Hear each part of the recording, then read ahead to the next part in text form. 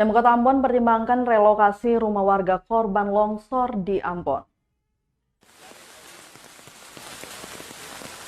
Pemerintah Kota Ambon bakal mempertimbangkan relokasi sejumlah rumah warga korban longsor di Kota Ambon. Demikian disampaikan penjabat Wali Kota Ambon, Bodewin Watimena, di sela-sela tinjauan ke warga korban longsor di Lorong Air Putri, Stain, Kecamatan Sirimau, Kota Ambon. Menurut Watimena, rumah warga korban longsor di Ambon akan diperbaiki. Namun bila kondisi lingkungan tak memungkinkan, maka akan direlokasi. Lanjutnya, bila direlokasi, maka pemerintah yang akan mencari lokasi dan memfasilitasi semua. Selain itu, Watimena juga memastikan seluruh biaya perawatan medis korban bencana longsor, banjir maupun pohon tumbang ditanggung pemerintah. Tak hanya biaya medis, namun tempat mengungsi bagi korban bencana longsor dan banjir pun akan difasilitasi.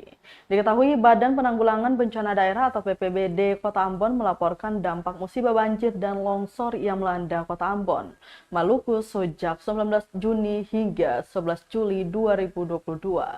Per Selasa 12 Juli 2022, tercatat 79 rumah warga dan 1 jembatan rusak akibat banjir dan longsor selama 2 pekan terakhir akibat diguyur hujan lebat.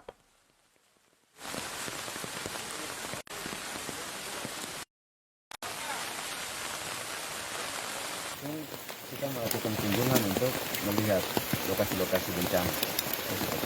Berapa titik Pak yang tadi kita, kalau bencana datanya sudah ada di BNPB, sekian banyak titik dengan sekian banyak korban dan juga masyarakat yang mengungsi. Tetapi yang kita lakukan peninjauan di hari ini kita ada 5 titik ya yang kita sudah dari pagi tadi. Nah, tapi kalau misalkan tadi mau direlokasi, apakah sudah ada tempat yang disediakan Pak? Ya tentu kalau pemerintah kota mengambil kebijakan untuk relokasi, pasti kita akan carikan tempat dan membangun rumah. Nah, seperti itu ya.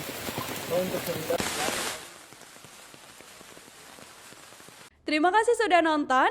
Jangan lupa like, subscribe, dan share ya.